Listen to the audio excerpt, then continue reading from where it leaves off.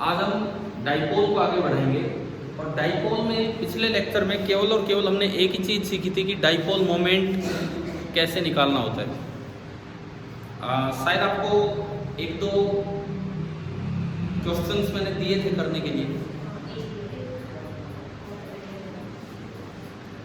Quarter ring वाला एक दिया था बस।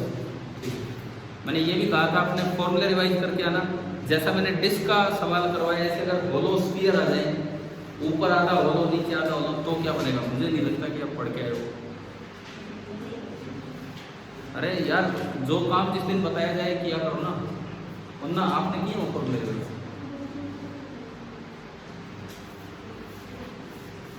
चलो ठीक है, मैं अभी और रिंग वाला क्वार्टर रिंग वाला कौन कौन करके लाया? एक दो आप तो कल आए नहीं थे, पर वो देख लिया था लेक्चर। ठीक है, समझ आ जाता है ठीक ठाक है? हमें चला कोई दिक्कत नहीं चला। और यहाँ बैठने के बाद अपना मास्क करा फिर थोड़ा देर जो कंफर्ट देती है मैं तो बाहर आने जाती नहीं क्योंकि इस समय अपना अब आप मन करें।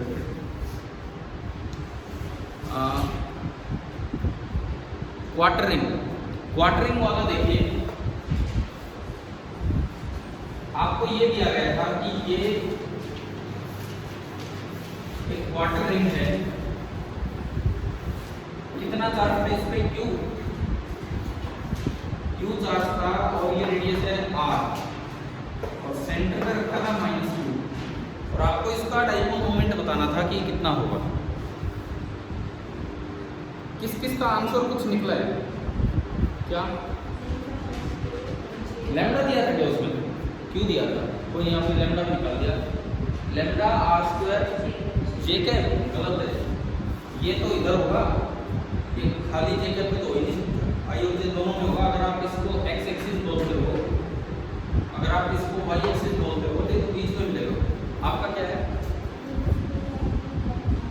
दिखा दो मुझे, यहाँ दिखा दो।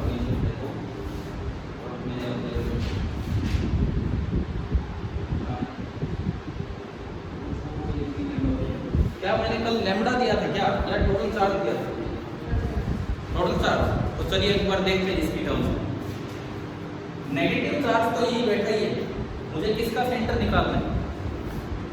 पॉजिटिव चार्ज का सेंटर का होगा। अगर वहां से ये दिक्कत है तो आगे आ सकते हो। ये लाइन दिख रहा है? तो पॉजिटिव चार्ज का सेंटर निकालने के लिए मैं एक एलिमेंट मानूंगा। कल आपको एलिमेंट मानना सिखाया था। आप यहां से एंगल थीटा पे गए, थोड़ा हो गए, कितना? D theta. तो जो इसकी लेंथ बनी, ये बिल्कुल सेम है उसके की तरह। जो इसकी लेंथ बनी वो कितनी बनी? r into D theta. तो इस पे जो चार्ज बना डी क्यू, टोटल चार्ज है क्यू, टोटल लेंथ कितनी है? ये पाई आर बाई 2 पाई आर का चौथा हिस्सा। पाई आर बाई 2 लेंथ का चार्ज है क्यू, यूनिट लेंथ का होगा पाई आर बाई 2 इंटू क्यू। तो आर डी थीटा लेंथ का कितना होगा? और into R D theta. D Q निकालना आ गया। आर से आर गया, तो ऊपर गया 2 Q by pi into D theta. ये आपका डी क्यू आ गया। ये आपका डी क्यू आ गया। इस पे कितना चार्ज है वो आपका है। इसके कोऑर्डिनेट क्या है जो अपने एलिमेंट माने हैं? इसके कोऑर्डिनेट स्थिर की तरह ही r cos थीटा और r sin theta. r cos theta and r sin theta. अब आपको xcc जैसे निकालना है, इंटीग्रल x dq, मतलब r cos theta into dq 2q by pi d theta divided by नीचे क्या करते हैं? Integral dq। और इंटीग्रल dq तो हमें पता ही है टोटल चार्ज q ही होता है। तो आप उसको इंटीग्रल dq को टोटल चार्ज q भी लिख सकते हो। समझ आ गया यहाँ तक? क्या ये और इस तरह से कोई गया था क्या? किसी ने भी इस टाइप का कोई काम किया है? फिर तो आप यार बिल्कुल ही नहीं कर लो। जब मैंने आपको सेमी का करवाया तो आपको देखना तो चाहिए था कि वो कैसे करवाए। अब करना क्या है, थीटा की लिमिट आज कहाँ से कहाँ लगेंगी, थीटा इनिशियल कितना होगा 0, थीटा फाइनल कितना होगा पाई/2। आप करोगे इसे, करोगे ना कंप्लीट, XCC निकालोगे, फिर ऐसे ही YCC निकालोगे इसी का यूज करके, दोनों इस बार 0 कोई नहीं आएगा। कल तो क्या हुआ था, उसमें XCC 0 आ गया था, इसमें XCC 0 आएगा ना YCC, फिर एक पोजीशन आ जाएगी कोई पॉजिटिव चार्ज के सेंटर की पोजीशन, और फिर आपका डाइपोल मोमेंट आपको बनाना होगा। अब आप कंप्लीट कीजिए इसको, क्या होगा, कम से कम आज घर जाके ट्राई करना, वहाँ कहीं जगह छोड़ी उसके साथ थोड़ा सा एडिट ले जाओ, बना लो, XCC निकालना, YCC निकालना, और फिर आपको पूरा P वेक्टर निकालना क्या होगा।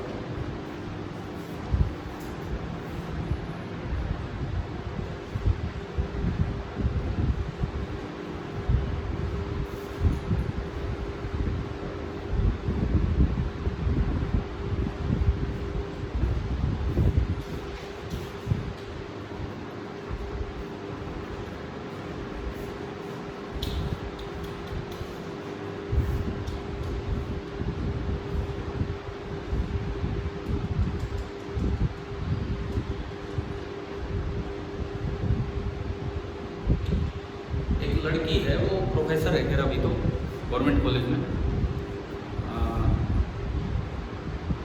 उसने आपकी तरह मतलब 12th में उसका फिक्स नहीं था क्या करना है, कहाँ जाना है, कहाँ नहीं जाना है, लेकिन उसने PMT की तैयारी की, नीट उसको PMT बोलते थे, ठीक है, और सिलेक्शन हुआ नहीं, कोई बात नहीं हुआ तो, लेकिन उसने तैयारी बहुत ढंग से की थी, बहुत अच्छे तरीके से की, लेकिन सिलेक्शन नहीं हुआ।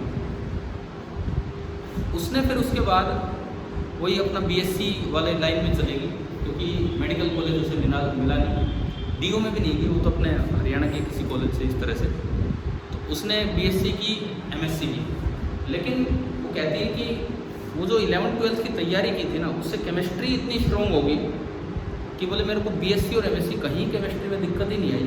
उसने केमिस्ट्री से MSc की है, और फाइनली फर्स्ट अटेम्प्ट में उसने नेट क्लियर किया। नेट एग्ज़ाम पता है टीचर्स के लिए या MSc graduates, MSc post graduate वालों के लिए होता है, तो फर्स्ट अटेम्प्ट में नेट क्वालिफाई किया।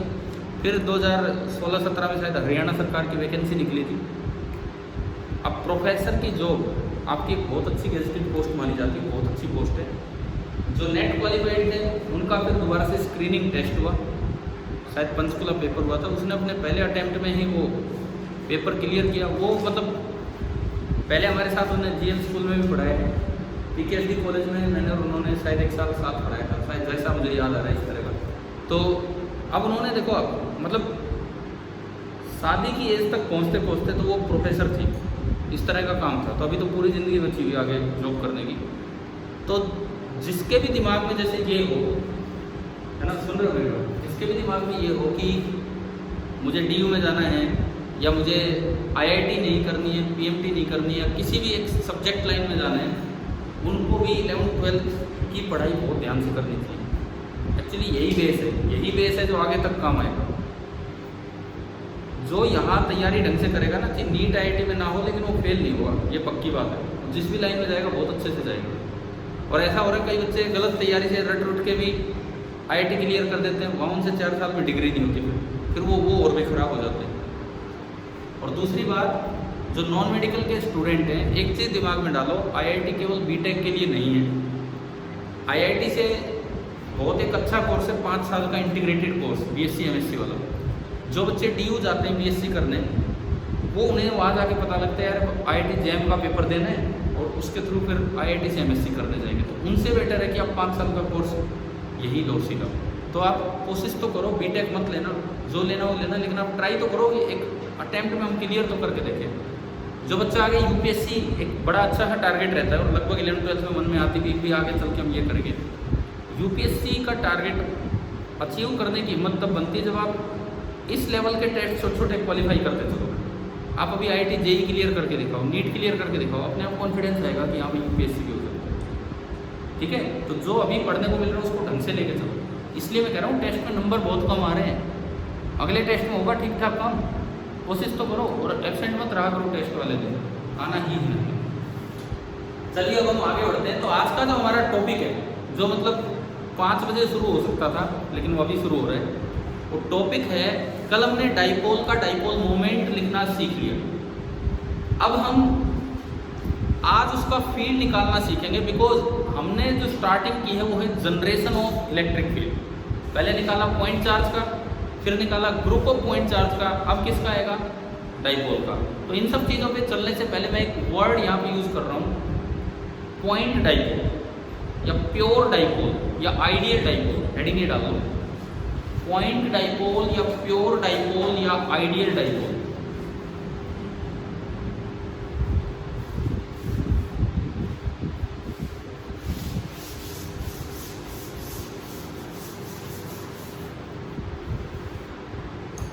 पॉइंट डाइपोल या प्योर डाइपोल या आइडियल डाइपोल, ये हमारी है। सुनो, पॉइंट डाइपोल का इतना सा मतलब है, पॉइंट साइज का डाइपोल, मतलब जिसके प्लस क्यू और माइनस क्यू बिल्कुल एक जगह तो ना हो। अगर एक जगह ही हो गए जब, तो डाइपोल ही नहीं बचेगा, डाइपोल मोमेंट ही जीरो हो जाएगा, क्योंकि 2a कितना हो गया, बिल्कुल जीरो। डाइपोल मोमेंट हमने पढ़ा था q इंटू 2a, लेकिन बहुत पास पास हो। यानी कि पॉइंट डाइपोल क्या होता है कि ये चार्ज कहीं है माइनस क्यू, ये आपका चार्ज है प्लस क्यू, इसको आप 2a से रिप्रेजेंट करते हैं। It means that 2a should tend to, but p is known। ये होता है पॉइंट डाइपोल। ऐसे मान लो डिस्टेंस बहुत कम हो लेकिन p नॉन जीरो।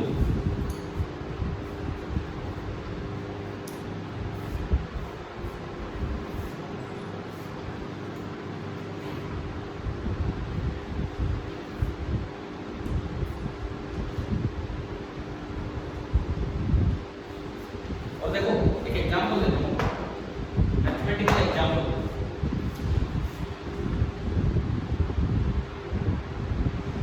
मान लो ये दो चार्ज रखे हैं, एक माइनस क्यू एक प्लस क्यू,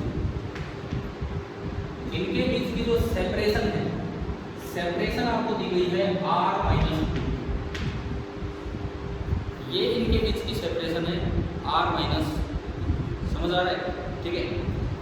और ये जो q और माइनस क्यू है, इस q की वैल्यू आपको दी गई है 1/r² minus 4, 1/r² minus 4, and it is given that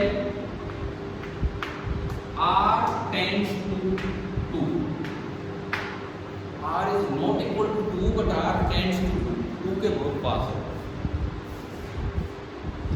मतलब आपको ये दिया गया है कि r is slightly greater than,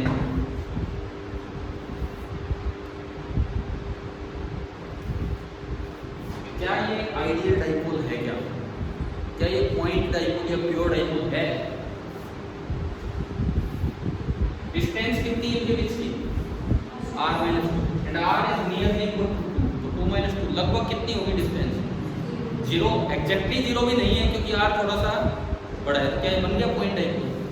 लेकिन इसकी एक और खासियत है, अगर r टेंड्स टू 2 करोगे तो नीचे 4 बना, 4 माइनस 4 1/0 इनफाइनाइट, 1/0 इनफाइनाइट। यानी कि पॉइंट डाइपोल इस तरह से दिए होंगे आपको कि अगर डिस्टेंस टेंड्स टू 0 होगी तो चार्ज टेंड्स टू क्या बन रहा होगा, इन्फिनिटी। क्यों, उसका एक कारण है भाई, p आप एक फाइनाइट वैल्यू चाहते हैं, p नॉन जीरो चाहते हैं। डाइपोल मोमेंट, डाइपोल मोमेंट क्या होता है, q into 2a। Dipole moment होता है q इंटू 2a, होता है ये। अगर 2a 0 हो गया, टेंड्स टू 0 भी हो गया, तो आप किसी नंबर से मल्टीप्लाई कर दो, समथिंग इंटू 0 क्या आना है, 0। जबकि हम क्या चाहते हैं, नॉन जीरो। तो एक इन्फिनिटी ही ऐसा है जो 0 से मल्टीप्लाई होने पे कुछ नॉन जीरो देगा। ये अगेन एक मैथ्स की इनडिटरमिनेट फॉर्म है, कुछ दिन पहले जिक्र हुआ था कहीं से। हाँ, वहाँ q टेंड्स टू 0 भी एक जगह आया था ना, अगेन एक ऐसी बात आ रही है। समझ रहे हो आइडियल डाइपोल क्या होता है? तो आप बताओ इसका p कितना है, डाइपोल मोमेंट करो q इंटू ये डिस्टेंस और फिर लिमिट सोल्व कर, मुझे फिर बताया क्वेश्चन 1/4 देख लेते हैं। अगर आप P निकालोगे तो उसका फॉर्मूला होता है Q इंटू 2A। Q तो है 1/r² माइनस 4 एंड ये डिस्टेंस कितनी है r माइनस 2, और इसमें ये चीज मैं साथ में लिख दूं, क्वेश्चन में दी हुई है कि लिमिट r टेंड्स टू, अब वैसे तो रखेंगे, यहाँ 2 रखा तो 1/0 इनफाइनाइट बन गया, और यहाँ 2 रखा तो 0, ये इन्फिनिटी इंटू 0 फॉर्म आ गया आपके पास। इसको कैसे सॉल्व करते हैं उस दिन भी सिखाया था, फैक्टर कर दीजिए, आप फैक्टर कर दीजिए, ये बना r² minus 2² r minus 2 r plus 2, और यहाँ है r माइनस 2, ये कट गया। अब r की यूनिट 2 रख दो, आंसर क्या आ रहा है 1/4। यूनिट में इसलिए नहीं लिख रहा, पता नहीं है डिस्टेंस मीटर में है कि सेंटीमीटर में है, चार्ज कूलम में किसी, तो हमने लिख दिया 1/4। कैसा होता आइडियल डाइपोल समझ आ गया। Q टेंड्स टू इंफिनिटी बनेगा, 2A टेंड्स टू 0 बनेगा। डाइपोल मोमेंट पूछे कि कैसे निकालना है तो ऐसे निकालना है। घबराना मत इन सवालों में कि यार ये क्या हो रहा है, इंफिनिटी इंटू 0, ये दूसरी बार आ रहा है इस तरह से, ठीक है। ये इस तरह के सवाल आए नहीं, मतलब प्रीवियस ईयर्स में इस तरह के सवाल आए नहीं है, लेकिन ये थ्योरेटिकली हर जगह रहता है भाई, आइडियल डाइपोल, पॉइंट डाइपोल। तो आप यूं वेट ना करो, जिस साल आ लेगा उसके बाद आएंगे। अरे जब जिस साल आ ही लेगा तो आई है, फिर वो उसके बाद किताबों में ऐड होते हैं। एक साल कहीं ये सवाल आ जाए, उसके बाद ये किताबों में ऐड हो जाते हैं भाई, ये भी एक टाइप है। आप पहले से तैयार रहो, जिस साल आप पेपर दो उस साल हमसे सब कुछ, ठीक है। समझ आ गई।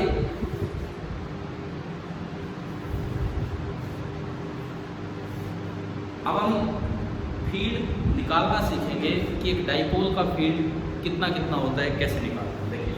और अभी जो मैं टॉपिक करवाऊंगा, आपके बोर्ड एग्जाम, CBSE एग्जाम अगर अगले साल होते हैं, अगर मतलब अब वही तो हो रहा है ना, अभी तो इस साल वालों का ही नहीं पता। अगर अगली साल तक हम जीवित रहे और पेपर हुए तो उसमें ये आने लायक एक टॉपिक है जो हम अब करेंगे, electric field due to a dipole.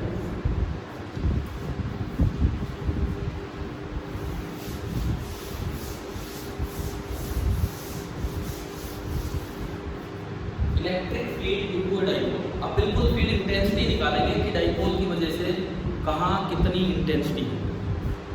Electric field due to a dipole, इसमें एक दो चीजें समझो।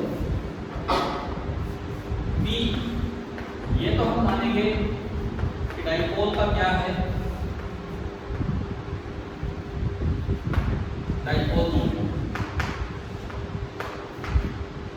और R हम मानेंगे डिस्टेंस ऑफ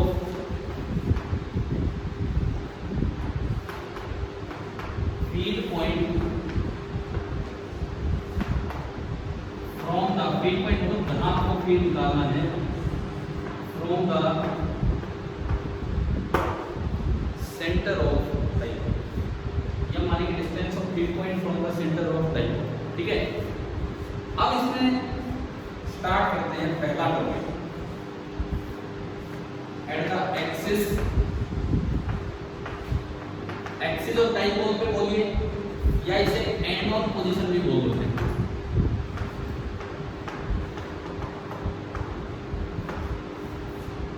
कभी कभार वैसे नहीं बोलना चाहिए, ये मैग्नेट में ज्यादा यूज होती है। कभी कभार इसको ये यूज होते हैं टेन इन पोजीशन, वैसे इसको बहुत ज्यादा नहीं यूज करते हैं। या तो एक्सिस नहीं बोलेंगे या एंड ऑन पोजीशन नहीं बोलेंगे। 10 इन 10 की ये पोजीशन मैग्नेटिक फील्ड और वहां ज्यादा यूज होती है, यहाँ कम यूज होती है। And on position, axial position, axis या टेंजेंट ए पोजीशन, क्या मतलब इसका सुनिए। ये आपका डाइपोल है, ये चार्ज प्लस Q और ये वाला चार्ज माइनस Q। इन दोनों के बीच की सेपरेशन अक्सर हम क्या लेके चलते हैं, 2A। एक तो एक चीज सुनो, बहुत से बच्चे ना एक डेरिवेशन लेके आएंगे बोर्ड एग्जाम में, ज्यादा नंबर कट जाते हैं। वो पोटेंशियल का फॉर्मूला यूज करते हैं डाइपोल का, और पोटेंशियल से E डिराइव कर देते हैं। कारण ऐसा क्यों कर देते हैं, सीवी बुक में ऐसा दिया हुआ है। आपके बोर्ड एग्जाम के हिसाब से वो तरीका सही नहीं है, बिकॉज पोटेंशियल पोटेंशियल तो बाद की बात है। आप वो कहते हैं कि कूलम्ब्स लॉ से डिराइव करो, वहाँ डाइपोल का फील्ड मांगेगा कूलम्ब्स लॉ से, आप फिर वही कर देंगे। पोटेंशियल लिख के और वी से ई कैसे निकालते हैं पढ़ेंगे आगे आने वाले दिनों में, वो काम करते हैं, तो वो नहीं करना है हमें, ठीक है। ये भी तरीका ध्यान में रखो। ये डाइपोल है और अगर इसका डाइपोल मोमेंट P है तो मेरे लिए P हो गया 2 इंटू, मेरे लिए जो P की वैल्यू है दैट इज 2 इंटू 2। और मुझे अब इसकी वजह से फील्ड निकालना है इसके एक्सिस पे। एक्सिस कौन सी लाइन होती है, line joining both the charges. ये जो लाइन है, ये जो लाइन है इसको हम बोलते हैं एक्सिस ऑफ द डाइपोल। ये एक बड़ा टॉपिक है जो आपने अभी स्टार्ट किया है ना, इतना छोटा सा नहीं है। एक्सिस पे निकालेंगे, इक्वेटोरियल पे निकालेंगे, जनरल पॉइंट पे निकालेंगे, जो ना एक्सिस पे होगा ना इक्वेटोरियल पे। फिर जनरल पॉइंट पे जाने के बाद वहाँ उसके दो कंपोनेंट्स पढ़ेंगे, एक ही पैरेलल एक ही परपेंडिकुलर, और फिर पढ़ेंगे लास्ट में एक ब्रह्मास्त्र। कि भाई कहीं आ जाओ, मान लो इनसे भी पार नहीं पड़ रही तो एक ब्रह्मास्त्र, मतलब वो तो कर ही देगा सोल्व। तो ब्रह्मास्त्र तो ऐसा वो हमेशा यूज नहीं करते। आपने सुना होगा ना रामायण महाभारत में, ब्रह्मास्त्र तो बिल्कुल ही जब दिक्कत ही हो जाए ना तो ही वो यूज कर दें। तो वो लास्ट हथियार होगा हमारा, वो क्या होगा वो भी हम देखेंगे, ठीक है। लास्ट कल की क्लास में होने जा रहा है। तो पहले एक्सिस पे निकालें, यहाँ कहाँ से दूरी है यार, सेंटर से। मान लो ये फील्ड पॉइंट आपका ए है जहाँ मुझे फील्ड निकालना है, और ये डिस्टेंस आपको दिया from the centre of this dipole. Coulomb's law use करना है, बेसिक रूल है कूलम्ब्स लॉ, उससे हमें फॉर्मूला डिराइव करना है। तो भाई कितने चार्ज है जो यहाँ फील्ड चला रहे हैं, दो, एक प्लस क्यू और एक माइनस क्यू। और हम ग्रुप ऑफ पॉइंट चार्ज का फील्ड पढ़ चुके हैं, हम ग्रुप ऑफ पॉइंट चार्ज का फील्ड पढ़ चुके हैं। एक की वजह से लिखो, दूसरे की वजह से लिखो, और दोनों का क्या कर दीजिए वेक्टर सम, है ना। तो वही काम कर रहे हैं। प्लस क्यू से ये दूरी बताओ कितनी है,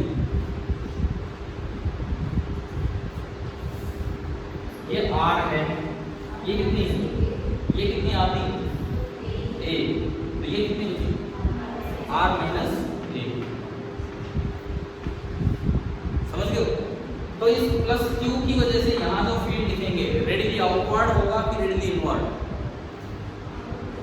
पॉजिटिव चार्ज की वजह से फील्ड किधर होता है, आउटवर्ड। उस दिन रेडियल समझाने के चक्कर में मैंने आपको एक अच्छा सा सवाल करवा दिया था, v इंटू आर निकालना करवाया था ना कि रेडियल है। हाँ, तो अभी तो छोटी सी बात यूज कर रहा हूँ। इसकी वजह से यहाँ जो फील्ड होगा वो रेडियली आउटवर्ड होगा, यानी कि इधर। मान लो मैं इस q के फील्ड को E1 बोलता हूँ, कितना होगा भाई, कूलम्ब्स लॉ। कूलम्ब्स लॉ कहता है कि q चार्ज का फील्ड r डिस्टेंस दूर होता है kq अपॉन r स्क्वायर। तो कितना होगा, k q upon r minus a का, ये इस q की वजह से, ठीक है। एक और भी चार्ज बैठा है तो वहां फील्ड बताएगा कौन, माइनस q। माइनस q से दूरी कितनी, r प्लस 2a या r plus a, r plus a। r तो सेंटर तक ये a थोड़ा और आगे, तो ये आपका हो गया r प्लस a, ठीक है। और माइनस q की वजह से फील्ड किधर होगा, इनवर्ड, रेडियली इनवर्ड, खुद की तरफ। वो दूर है तो उसका फील्ड कम होगा कि बराबर होगा कि ज्यादा होगा, कम, क्योंकि डिनोमिनेटर में डिस्टेंस आ रही है। डिस्टेंस ज्यादा होगी तो अपने आप ये फील्ड छोटा बनेगा। ये जो फील्ड है ये छोटा बनेगा इधर। मान लो मैं इस फील्ड को नाम दूं E2, तो E2 होगा k इंटू q या माइनस q, क्योंकि हम फील्ड एक वेक्टर क्वांटिटी है, हम क्या लिख रहे हैं उसका मैग्नीट्यूड, तो चार्ज को विदाउट साइन रखेंगे। तो k इंटू क्यू अपॉन, नीचे क्या होगा, r प्लस a का होल स्क्वायर। क्लियरली आप इन दोनों में देख के बता दो कौन बड़ा है कौन छोटा है। ये लंबाई देख के मत बताओ, ये लंबाई देख के मत बताओ, ये एक्सप्रेशन देख के। इसके नीचे छोटी चीज आ रही है तो ये बड़ा है, यानी कि E1 is greater than E2। E1 cap is opposite to that of E2 cap. ये E1 जो है this is due to plus Q and E2 जो है this is due to minus Q. एक plus Q की वजह से एक minus Q की वजह से। एक बार अपना डायग्राम पूरा कीजिए।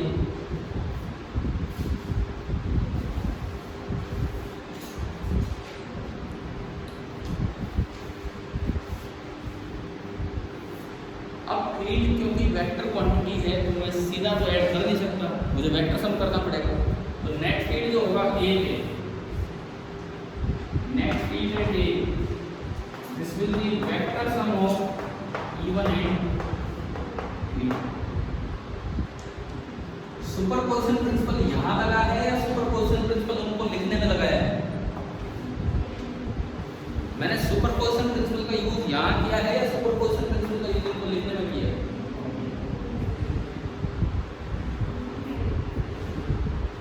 बताओ। वहां कितने बच्चे कह रहे हैं सुपरपोजिशन प्रिंसिपल यहां यूज हुआ है?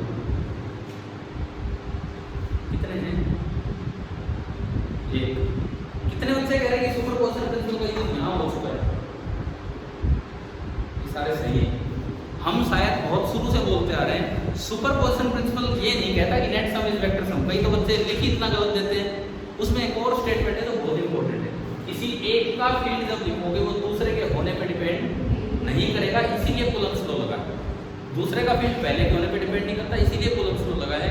और जब दो फील्ड आगे और फील्ड वेक्टर क्वांटिटी है तो नेट फील्ड तो वेक्टर सम होना ही होना है। ठीक है, क्लियर है? आपके एनसीईआरटी बुक में मैंने जब उस दिन पढ़वाया था तो जो दूसरी लाइन है वो ज़्यादा इंपॉर्टेंट थी। समझ गए हो ना? ये जो बाद में लिखा था, जब पहले लिखा था तो पहले ध्यान रखा था। तो नहीं, अब देखो, अब इसके बाद वेक्टर सम करना है। दो फील्ड हैं अपोजिट डायरेक्शन में है, दो फील्ड अपोजिट डायरेक्शन में, तो वेक्टर सम कैसे करें? जुड़ेंगे कि घटेंगे उनके मैग्नीट्यूड? एक फोर्स इधर लग रहा है 5 न्यूटन, एक फोर्स इधर लग रहा है 3 न्यूटन, तो नेट फोर्स कितना? 8 की 2 न्यूटन। 5 इधर लगा 3 इधर, तो नेट फोर्स कितना बचेगा? 2 न्यूटन। समझ गए हो ना? बड़े में से छोटा घटा दो और बड़े की तरफ फीड कर दो। बड़ा कौन है? E1। तो हमारा जो नेट फील्ड बनेगा E at A this will be equal to E1 minus E2। Magnitude घटा दिया एंड E at A की जो डायरेक्शन होगी that is same as that of E1। ये हो गया इनका वेक्टर सम, ये हो गया इनका वेक्टर सम। ये बड़े में से छोटा घटा दिया और E at A की जो डायरेक्शन होगी वो वही होगी जो बड़े की है, E1 की। अब मैं ऊपर थोड़ी जगह बना के और ये करता हूँ।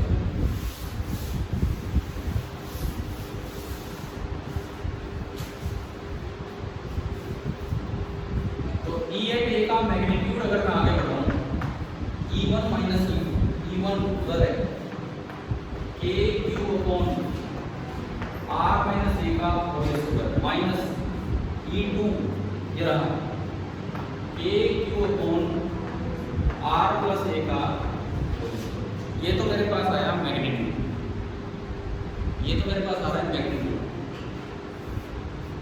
पहुंच गए आप? इसको थोड़ा सिंप्लीफाई कर देते हैं।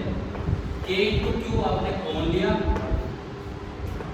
1 अपॉन R माइनस A का whole square minus 1 upon R plus A का होल स्क्वायर। थोड़ा मैं और आगे लेके चलूं। E at A is equal to K की तो बाहर है, एलसीएम कितना आया? इनका product R minus A R plus A whole square में कॉमन ले सकता हूँ और ऊपर बचेगा इधर तो R प्लस A का होल स्क्वायर और minus of R minus A का होल स्क्वायर। समझ आ रहा है? ठीक है, नीचे बन गया A minus B A plus B K Q, नीचे तो बन गया R square minus A square का होल स्क्वायर। अच्छा, ऊपर आप सोच के बता दो क्या बचेगा? 4AR। सबको दिख रहा है? R square plus A square plus 2AR, R square plus A square minus 2ar, लेकिन बार माइनस लगेगा तो आर स्क्वायर प्लस ए स्क्वायर कटेगा, वो जुड़ जाएंगे तो 4ar है ना। तो क्या आपका बचा 4ar।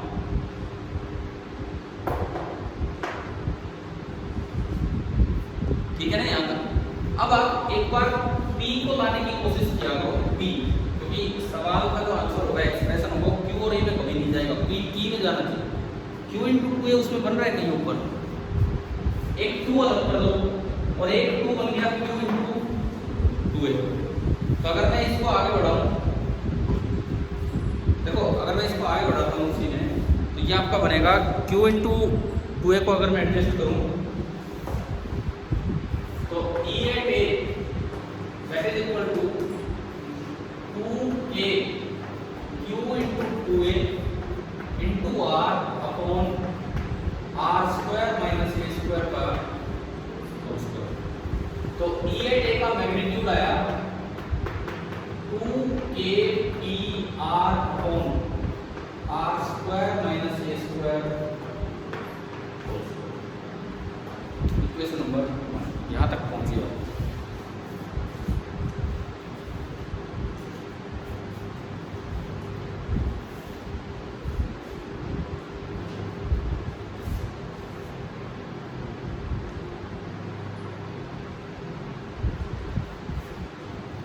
क्या e एट a लिखना आ गया हमें। अब बात करें डायरेक्शन की, p की टर्म्स में डायरेक्शन। हमने देखा था e एट a की डायरेक्शन वही है जो e1 की है। हो गया, नोट हो गया, नोट हो गया होगा। e एट a की डायरेक्शन वही है जो बड़े की है, बड़ा e1 है, e1 की डायरेक्शन आगे है। क्या p की डायरेक्शन आगे है या पीछे? p की डायरेक्शन इधर देखो ना, इसमें p की डायरेक्शन किधर है? आगे। और e1 की डायरेक्शन में, यानी कि अगर मैंने ये लिखा था कहीं कि e at a is same as e1, तो मैं तो इसको ऐसे ही लिख सकता हूँ कि e at a is same as that of p, क्योंकि e1 और p दोनों सेम डायरेक्शन में। e1 किधर है? आगे, और p भी किधर है? आगे की तरफ। ये p की तो है, p की डायरेक्शन है, तो डायरेक्शन तो मैं e1 की जगह p भी रख सकता हूँ। समझ आया? समझ आ गया? एक डायरेक्शन के यूनिट वेक्टर तो सेम होंगे। इक्वेशन 1 और 2 को मल्टीप्लाई कर लेना और इस बात का ध्यान रखना है कोई वेक्टर का magnitude into cap complete vector बन जाता है। मल्टीप्लाइंग इक्वेशन 1 एंड 2,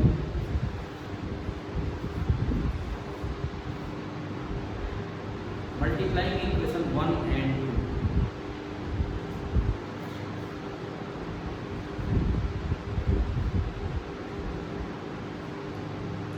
क्या बना? e a into p a cap. क्या मैं इसको e a वेक्टर लिख सकता हूँ? Is equal to 2a p into p cap, p vector r upon r square minus a square का होल स्क्वायर, वेयर यह हमें बताना चाहिए क्योंकि ये लोकल के है, स्टैंडर्ड के नहीं है। k is 1/4 pi.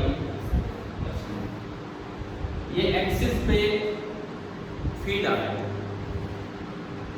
एक्सिस पे फीड आ रहा है 2kpr upon r square minus a square का होल स्क्वायर।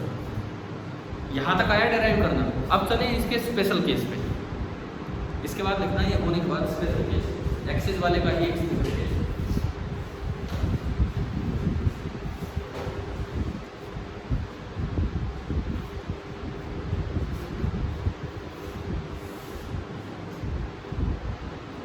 स्पेशल केस में ये डालो,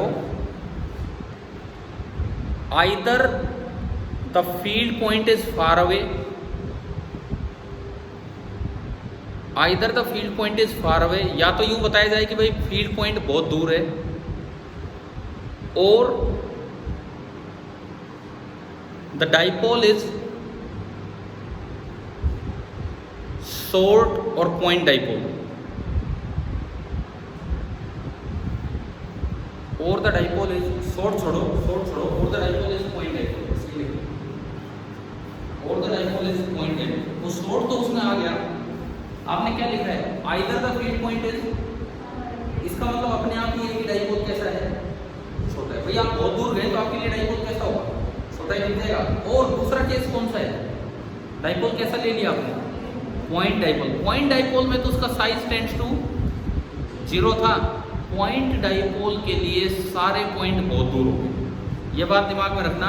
अगर क्वेश्चन में वर्ड आ रहा है ना पॉइंट डाइपोल, तो आप हमेशा ये कंडीशन लगा सकते हैं कि आर कितना ही दिया वो बहुत बड़ा है उसके साइज से, क्योंकि पॉइंट डाइपोल का खुद का साइज टेंड्स टू 0 होता है। देखो यहाँ भी गलती कर जाता है बच्चा एक चीज में, वो सोचता है अभी मैं इससे एक छोटा फॉर्मूला बनाऊंगा जो शायद अगर आपने डाइपोल पढ़ रखा हो तो कर रखा होगा।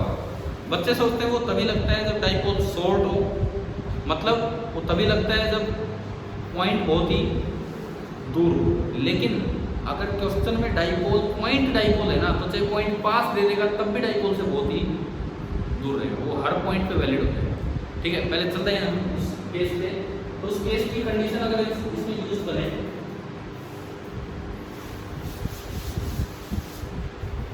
Are is very much greater, ये वाली चीज हम यूज कर रहे हैं। स्पेशल केस आपने हेडिंग डाली है, उसका मतलब है r is very very much greater than the size of the dipole. मैं एक बार फिर क्लियर करूं, पॉइंट डाइपोल वर्ड आ गया तब तो आपको चेक ही करने की जरूरत नहीं आर बड़ा है कि छोटा है। आर हमेशा ही कितनी ही पास पॉइंट ले तो आर हमेशा ही क्या होगा, बहुत ही बड़ा होगा। लेकिन अगर वैसे डाइपोल वर्ड है तो आपको देखना होगा शॉर्ट डाइपोल है या नहीं, तो केवल दूर वाले पॉइंट पे बात होगी। तो अगर आर 2a से बहुत बड़ा है तो आर ए से भी बहुत बड़ा होगा, और r square minus a square को लगभग हम क्या लिख पाएंगे, क्योंकि ए बहुत छोटा है तो इसका स्क्वायर बहुत ही ज्यादा छोटा हो जाएगा।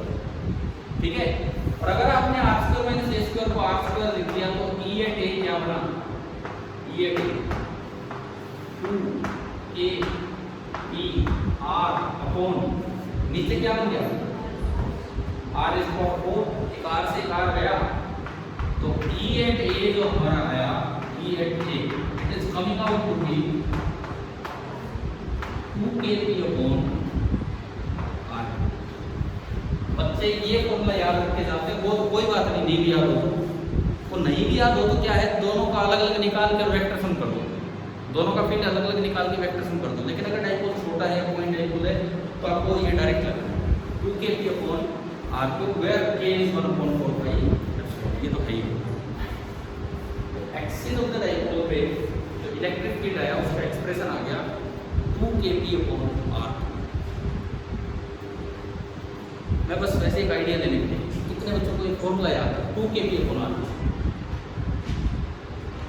अगर डाइपोल हो चुका है स्कूल में तो ये तो बहुत आराम से हम याद करते ही हैं 2kp अपॉन आर।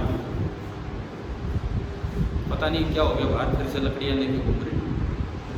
कल मैं भी ज़्यादा शेर खान बन रहा था एक बार, क्या हुआ यहाँ, क्या था, बंदर था। बंदर तो कुछ चीज़ ही नहीं, बंदर क्या कहेगा यार। कल मैं शेर खान बन रहा था, वो एक देखना इधर एक बहुत बड़ी मक्खियों का छत्ता लगा हुआ है, बड़ी वाली, एक तो तीन छोटी वाली वो नहीं, बड़ी वाली। और कहते हैं कि उनसे पंगा नहीं लेना चाहिए। मुझे लगा मैं एक बार बस इनको छेड़ के भाग जाऊँगा किसी तरह से, जैसे कि पहले तो वही उस पर वो धुआं वगैरह बनाई, उससे कुछ नहीं हुआ। कारण वो पाइप इतना भारी ले लिया, वैसे तो पाइप ऊपर नहीं हो रहा था वहाँ तक, वो बड़ी मुश्किल से वहाँ तक पाइप हुआ। उसके बगल में एक छोटी मक्खियों का छत्ता था, वो उड़ गया, जो कोई नुकसान नहीं दे रहे थे, वो उड़ गया। फिर दोबारा मैंने कोशिश की और मुझे बड़ी हिदायत दी गई थी कि ये चिपट जाती है, पीछा नहीं छोड़ती, और एक साथ कई आती है 10-12, तो भागने के लिए तैयार रहना। तो मैं तो जैसे ही यूँ करके मतलब पाइप को उसमें ही दे मारा, है ना। तो भाई पता नहीं कैसी वो आ गई, कैसे उन्हें दिख गया कि ये है, आ गई एक, तो मैं तो भाग लिया। फिर भी जैसे तैसे करके 2 मिनट बाद मेरे यहाँ थोड़ा दर्द सा हुआ और मैंने यूँ पकड़ दिया उसको, यहीं पर पकड़ दिया हूँ, तो क्या करूँ मैं, वो भी देखी जाएगी। उसके बाद उसको मार के गिराया, लेकिन कर दिया घायल। ये कल आपकी क्लास से पहले की बात है, और मजबूरी बस मुझे वो गोली लेनी पड़ी, एविल की टैबलेट। अब मेरे को तो नींद आ रही थी आपकी क्लास में, एक तो 1 घंटे तो वो टेस्ट, अब टेस्ट में ड्यूटी देना वो तो वैसे बोरिंग हो जाता है। 1 घंटे तो मैं नींद में घूम रहा हूँ या बैठा हूँ, इस तरह का। पढ़ाते समय भी काफ़ी मैं तो कल आपकी क्लास ख़त्म करके ही सो गया था और सुबह उठा था, इस तरह का काम था ये था। तो वो भी फिर कभी अटैक ना हो गया हो, क्योंकि वो हटवाना पड़ेगा, वो हमसे तो हटा नहीं, अब उसके लिए प्रोफेशनल बुलाने पड़ेंगे जो जिनका एक काम है वही हटाएंगे, ये तो नहीं हटेगा। दिक्कत तो होती है जब रात का जो बैच है ना, खासकर 8 बजे तब लाइट यहीं की रहती है तो मक्खियाँ इधर आ सकती हैं इस तरह। और चलो अब तो इतनी देर तक जाता नहीं हुआ, कहाँ थे हम, कहाँ थे, ये था फॉर्मूला। हाँ, मैंने कहा अगर स्कूल में डाइपोल हो चुका है, चाहे किसी तरीके से डिराइव किया हो, चाहे कूलम्स लॉ से, चाहे पोटेंशियल से, याद का होता है और एक्सिस पे फॉर्मूला होता है 2kp/r3। खास बात, पॉइंट चार्ज का फील्ड तो r² पे डिपेंड करता है, जबकि डाइपोल का फील्ड r³ पे। तो पूछा जाए क्या ये कूलम्स लॉ को फॉलो नहीं कर रहा? कूलम्स लॉ तो एक इनवर्स स्क्वायर लॉ है, कोई फील्ड लिखोगे तो r² पे, तो क्या ये कूलम्स लॉ को फॉलो नहीं कर रहा? बताओ। ये मेरा सवाल है आपसे कि क्या डाइपोल का फील्ड कूलम्स लॉ को फॉलो करता है कि नहीं करता है? आपने यहाँ तक कर दिया, इसके बाद लिख लो कि E at A is inversely proportional to r³, ये आ गया। और उसके बाद ये लिखना, is it violating Coulomb's law और नॉट? Is it violating Coulomb's law और नॉट? जिसका जवाब आप कल देंगे। Is it violating Coulomb's law और नॉट? क्या कूलम्स लॉ को वायलेट कर रहा है कि नहीं? मैं कॉपी में जानबूझ के रोज एक एक दो सवाल देता हूँ, जस्ट एक, इसलिए कि कम से कम इस बहाने ही कॉपी खुल जाए। अब फिर भी अगर आपको अगले दिन आने के बाद याद आता है, जब मेरे बोलने के बाद आता है याद कि सवाल नहीं, तो फिर तो अच्छी बात है ना। कॉपी खोला करो, देखा करो क्या दिया है। चलिए, ये आपका पहली पोजीशन हुई एक्सिस पे। एक्सिस पे फील्ड निकालना आ गया 2kp/r³। शॉर्ट वाले फॉर्मूले याद रखो या पॉइंट डाइपोल के। इसके बाद b part number 2, at the equatorial या ब्रॉड साइड ऑन पोजीशन या tangent b position.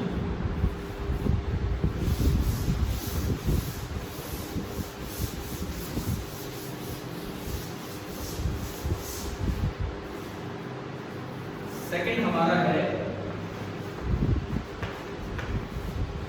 Eight the equatorial. Equatorial मतलब perpendicular bisector line, broad side on position भी बोल देते हैं इसे, या दूसरी आप लिखो या आप लिखो टेंजेंट बी पोजीशन। वो नाम ज्यादा यूज नहीं होते, जैसे पिछले में टेंजेंट ए लिखा था, इसमें टेंजेंट बी। पहले तो मैं एक पोजीशन बनाऊं, फिर से आपने ये डाइपोल लिया, फिर से आपने डाइपोल लिया, ये -q +q और दूरी कितनी?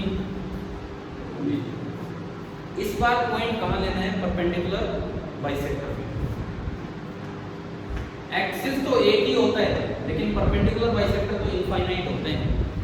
एक्सिस तो एक ही होता है, लाइन जॉइनिंग बोल रहा चार्ज। परपेंडिकुलर बाइसेक्टर में देखो ये भी है, आप ये बना लो, ये होगा कि नहीं परपेंडिकुलर? ये भी होगा, यूं बना लो इसी एंगल पे। जो यहां से लाइन जा रही है ना, सारी क्या बन जाएंगी इसकी? भाई आप कोई भी लाइन लो, सबके एंगल इसके साथ 90 डिग्री बनेंगे। मतलब अगर मैं कहूं तो आपको यहाँ एक प्लेन है, पूरा प्लेन, ये पूरा प्लेन है, और इस प्लेन में जितनी भी लाइनें होंगी जो मिड पॉइंट से पास होंगी, वो सारी क्या है? Equatorial line. यानी कि डाइपोल का एक्सिस तो एक ही होता है, लेकिन इक्वेटोरियल लाइन कितनी होती है? इनफाइनाइट। समझ आ रहा है क्या? अगर ये डाइपोल यूं सीधा जा रहा है और मैं इसके बीच में एक प्लेन बना दूं, तो इस प्लेन में जितनी भी लाइन मिड पॉइंट से पास होंगी, वो सारी की सारी क्या है? Equatorial lines. इसीलिए इस प्लेन को बोल देते हैं इक्वेटोरियल प्लेन। चलो उस प्लेन पे भी नहीं जा रहा है, मुझे बताने के लिए था कि इसमें इनफाइनाइट इक्वेटोरियल लाइंस होती है। ठीक है, अब देखो आप, मुझे इक्वेटोरियल पे किसी r डिस्टेंस दूर फील्ड निकालना। इक्वेटोरियल पे यहां से किसी भी r डिस्टेंस दूर, ये पॉइंट है, मुझे यहां फील्ड निकालना। अगेन कूलम्स लॉ लगाएंगे। कूलम्स लॉ लगाने के लिए आपको इन दोनों से डिस्टेंस देखनी आनी चाहिए। ये दूरी a है, पिछली बार इससे दूरी बनी थी r-a, इस बार कितनी? इससे पॉइंट b मान लो से, वो ये पॉइंट है, b पॉइंट कितनी होगी ये डिस्टेंस? √r² + a²। तो इसकी वजह से जो फील्ड होगा वो रेडियली आउटवर्ड होगा, इधर बनेगा ये E1। मैं इसे E1 लिख के छोड़ रहा हूँ, E1 की वैल्यू अलग से लिखूंगा। E1 K into Q upon distance का स्क्वायर करोगे तो अंडर रूट हटेगा तो ओनली कितना बचेगा, R square plus A square. ठीक है, फिर इस माइनस क्यू से ये डिस्टेंस कितनी,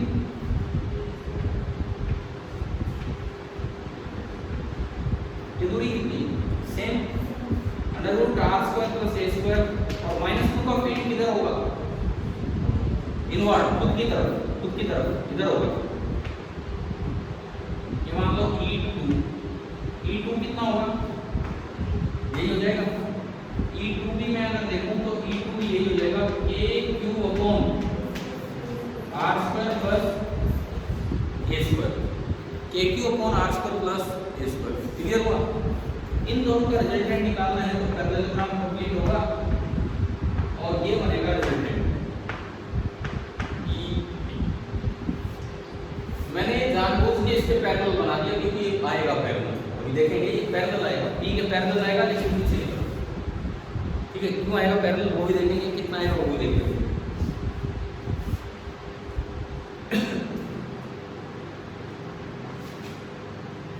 सपोज ये एंगल थीटा है, ये एक आइसोसेलेस ट्रायंगल है, ये आइसोसेलेस ट्रायंगल है, तो अगर ये थीटा है तो ये भी थीटा ही होगा। क्लियर? अब देखो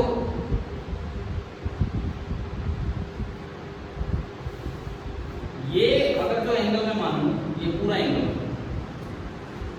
सपोज ये पूरा एंगल यहां तक, इन दोनों वेक्टर्स के बीच का एंगल मैंने मान दिया अल्फा। ठीक है, तो दो इक्वल मैग्नीट्यूड के वेक्टर हैं तो उनका रिजल्टेंट क्या होगा,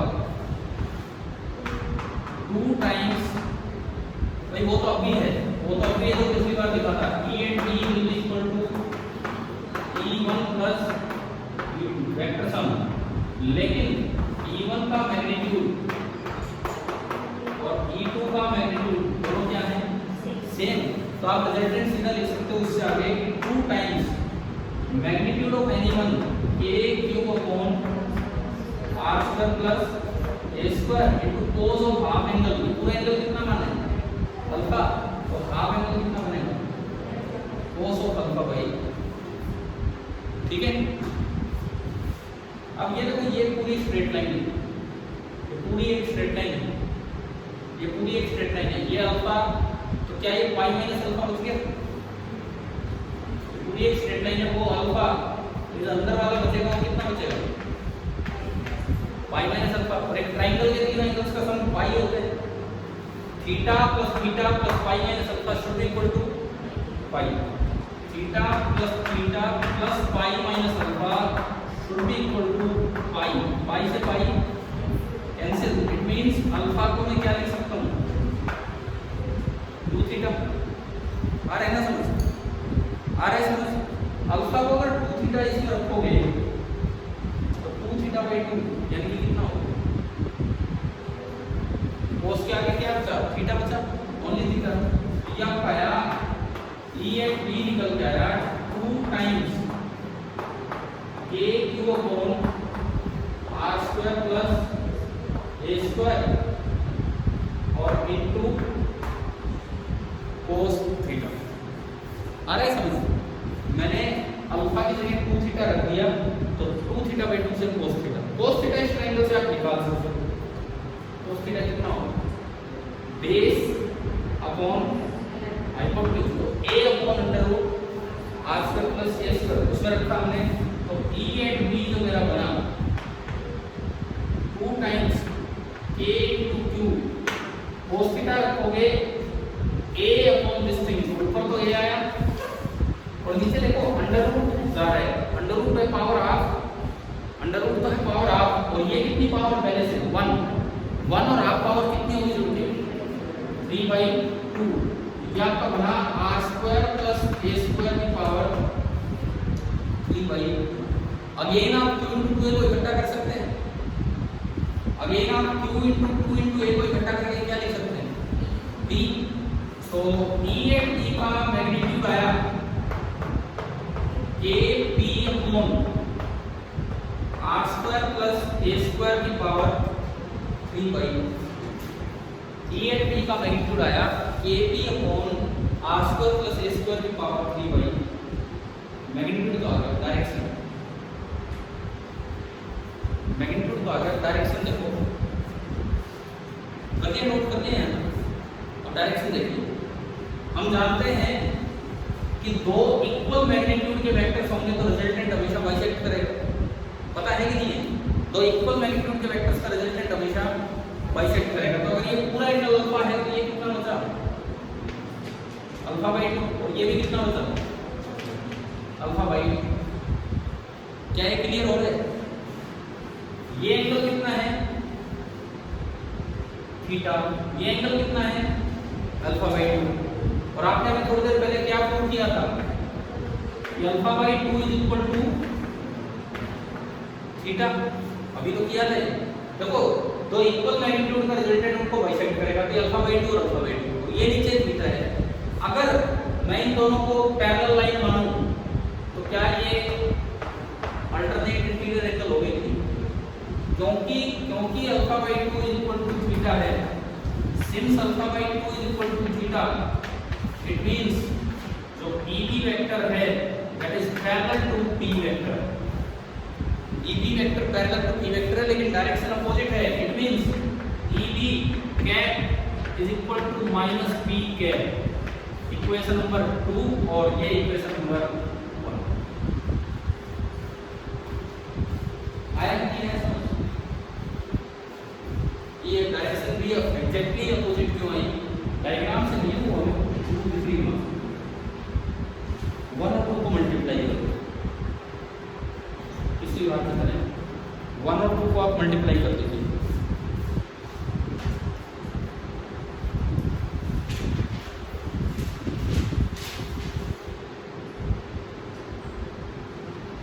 तो क्या EB वेक्टर बनेगा अपने पास?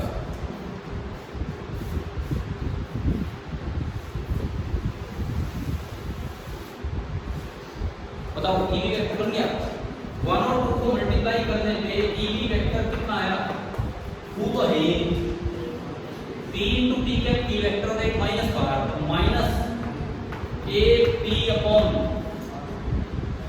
R square plus A square की power 3/, where K is 1/4 epsilon.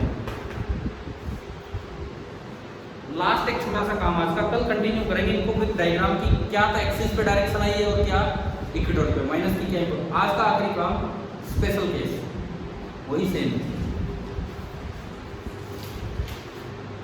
वहीं से देख के कर दीजिए स्पेशल केस।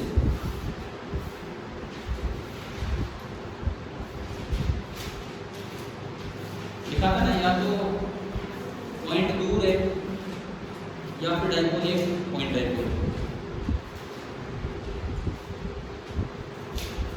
हेडिंग तो वही हो जाएगी स्पेशल केस की, हेडिंग तो वही हो जाएगी। अब पॉइंट बहुत दूर है या डायपोल पॉइंट डायपोल।